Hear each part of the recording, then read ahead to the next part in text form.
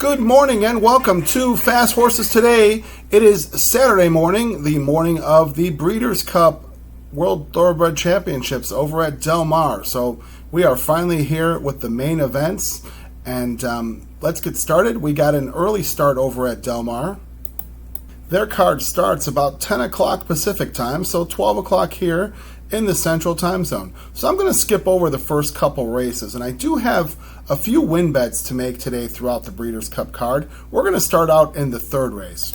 The third race is not one of the Breeders' Cup races, but it is a stakes race. It's a $200,000 purse. And it's a grade 3. It's the Goldacova at a mile on the grass. And these are 3-year-old fillies, 3-year-olds and up. And I've got a horse that I want to make a win bet on, that being on the 2-horse, who is Deep Satin. Deep Satin comes out of the Cherie DeVoe barn, and Irad Ortiz takes the call. Now, this is the first time that Irad Ortiz has been on the horse. His brother's been on this horse several times, and Deep Satin 7-2 in the program. I'm going to figure we're going to probably get about that price on her.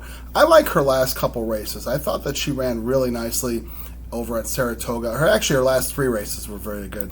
She ended up winning the Della Rose over at Saratoga, which ended up being a live race. I know the third place finisher showed up in California and won the yellow ribbon over at Del Mar. So I thought it was a live race there. And, Deep Satin followed that up with a second to Ozara in a really nice race in the Ballston Spa. Now, I know Ozara is really a sharp horse over at Saratoga, does a lot of nice work. So she came second to her. And, in watching that race, I thought Jose Ortiz was really more worried about Ozara, more worried about her than riding his own horse, because he was trying to pin that horse in and jockeying in the stretch. And when it came time to running, Ozara took off, and Deep Satin ended up running nicely too. But I felt like Jose Ortiz probably spent a little too much time worrying about that horse. He probably could have won the race, with Deep Satin. She followed that race up over at Keeneland in the First Lady. Now, that's a grade 1, so it certainly is a big time race there. I know that's the highlight of their meet for the fillies and mares on the turf during that meeting. And I thought Deep Satin ran a really nice race, which I think will make her really competitive here. I don't think she's facing as strong of a group as she has faced in her last couple races. And I just like Deep Satin at 7-2. I think we'll get a nice price, and she'll be worth a win bet. All right, and let's move on to the next race that we have here, that being the fourth race. And the fourth race does start off the Breeders' Cup card on Saturday. It's a 7-furlong dirt race. This is the fillies and mares sprint, and it's at 7 furlongs, I mentioned, on the dirt. And I really like the 8-horse being Hope Road. Hope Road by out of the Bob Baffert barn, and Jose Ortiz gets the call here.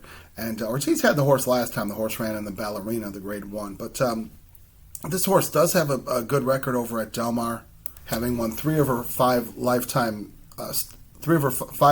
wins have come at Del Mar. She's 4-1 today. We're going to focus in on Hope Road's races this year. Now, she had the misfortune of running into a very sharp Copion earlier this year. 3 times she got beat by Copion. But I don't think anybody was beating Copion in any of those races they ran. So I don't fault her at all for that. I thought she ran well with her. And, she followed that up. I mean, she had a really nice race there in the Derby City Distaff, coming second to Copion. She followed that up with a bounce, I thought. She ended up running in the winning colors, and she came third that race. But I thought that was a bounce there. She followed that up with a really nice race in the Ballerina over at Saratoga. Now, I know she had beaten me that day. I'd played a couple races at Saratoga, and I needed Scylla. And Hope Road really ran just an outstanding race and took care of the business there in the 7 furlongs there. So I think, that bit of a layoff, that she's had since the Ballerina, she hasn't run since late August. So she's had a couple months off. I think it's a nice freshening for her, because she had a tough campaign. As I mentioned, she ran some tough races knocking heads with Copion, and that could probably take a lot of starch out of a horse. I see her works. I mean, her latest couple works, she just seems to be kicking down the barn doors there at the Baffert barn. And when you see Baffert horses working like that, they're usually pretty sharp on race day. So I'm going to make a win bet on the 8-horse being Hope Road in the 4th race. That's the Breeders' Cup filly and mare dirt sprint. Now, the next several races, are certainly great races. They're all Breeders' Cup races. It's a little tough there. I haven't been able to narrow down any of these races, so I'm going to move over to the 9th race, which that's the race that everyone's been waiting for, and that is the Breeders' Cup Classic. So the Classic does show up as the ninth race, and that is an approximate post time, about 3:25 Pacific time. So that's 5:25 here in the Central Time Zone. And I'm guessing it's probably because of television conflicts there that they're putting the Breeders' Cup Classic a little earlier. I think NBC, favors football, so they put the Breeders' Cup Classic on at that time. That's when they can show it. So it is the ninth race out of a 12-race card. So the ninth race is the Breeders' Cup Classic, as I mentioned. It's 1.25 miles on the dirt, and this race has been talked about for such a long time with who's going to be able to get in and the all-star field, and it certainly is. It's a really nice field of horses. You've got the one horse in Fierceness. Fierceness has done, such nice work at Del Mar in his 2 races there, having won the Pacific Classic a couple months ago, and then he did a really bang-up job in finishing second in this particular race last year in the Breeders' Cup Classic. I'm not knocking Fierceness. I just don't have him today. I think that, I'm sure he'll run well, but I've got a win bet here that I'm going to make. It wouldn't be on Fierceness, but he is a nice horse. Baeza, the 2-horse. Baeza out of the John Sheriff's barn, and surprisingly, Sheriff's being a Southern California trainer, this horse has never started at Del Mar, so he's not found his way over to the Seaside Oval. So he's, knocked heads with, the best 3-year-olds this year, having run up against Sovereignty and Journalism several times. He finally got it done, in the Pennsylvania Derby, not having to run with either of those two, and he ended up winning. I don't have Baeza today either. Nice 3-year-old horse. I hope that this horse ends up running at 4, and we could see some nice races out of Baeza as a racing fan and a horse bettor. I'm hoping we see him next year, but I don't have him here. The 3 horses, Nevada Beach, out of the Bob Baffert barn. Mike Smith rides.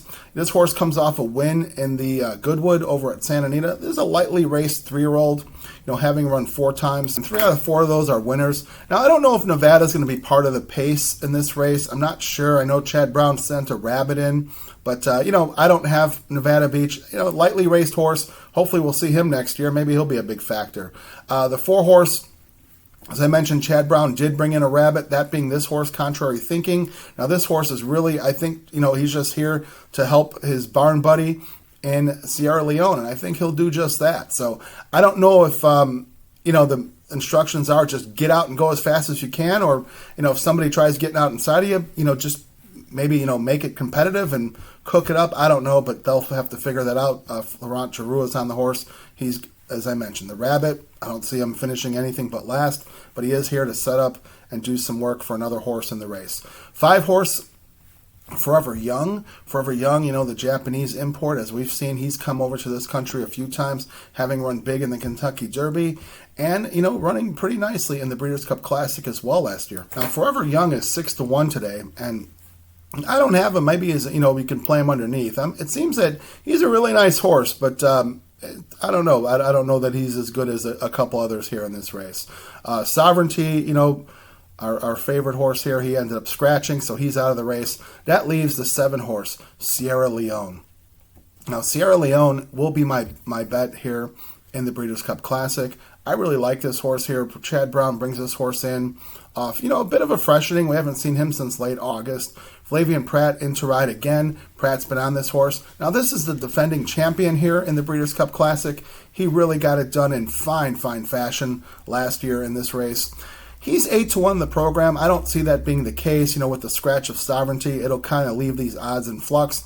I'm sure Sierra Leone will probably be the second or third choice in this race.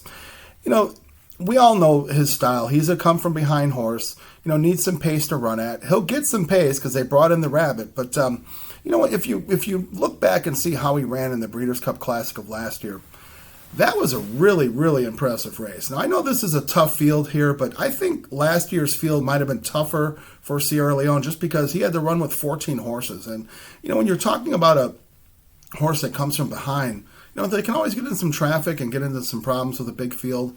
I don't see that here. This field not being so big. We've got 9 horses in this race, so not a big field. Certainly Sierra Leone can navigate through.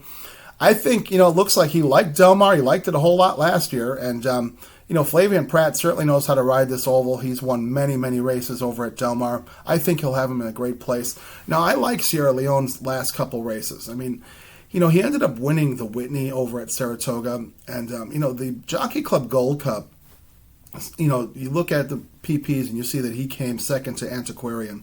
Well, there was a big thing that happened in that race. Mindframe lost a rider, and that rider fell pretty much in front of Sierra Leone. Sierra Leone had to leap over that horse and, get back into the race. You don't see things like that happen too often. Very athletic and, very nice that he was able to jump over Irad Ortiz and not injure him any more than he might have been by falling on the track. So I thought Sierra Leone ran just an amazing race there, having overcome that, and then come from behind and ended up coming second. So to me, it kind of counts like a win. I mean, I know Antiquarian won the race. Good for him. Good for his connections.